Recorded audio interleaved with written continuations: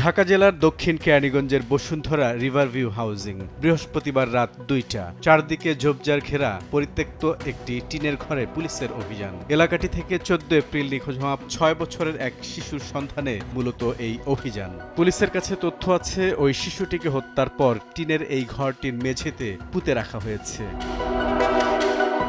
শাকিল হোসেন নামে ১৯ বছরের এক তরুণকে আটক করে তার দেয়া তথ্যের ভিত্তিতেই অভিযানে নামে পুলিশ। তার দেখানো মতে ৩০ মিনিট চেষ্টার পর সঙ্গে থাকা ডোমের সহায়তায় উদ্ধার করা হয় মরদেহটি।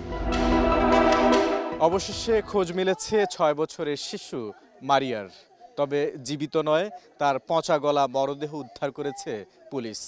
দক্ষিণ কেরানীগঞ্জের বসুন্ধরা রিভারভিউ হাউজিংয়ের ভেতরে অনেকটা পরিত্যক্ত এই টিনের ঘরে তাকে নিয়ে আসা হয়েছিল অত্যন্ত সুপরিকল্পিতভাবে।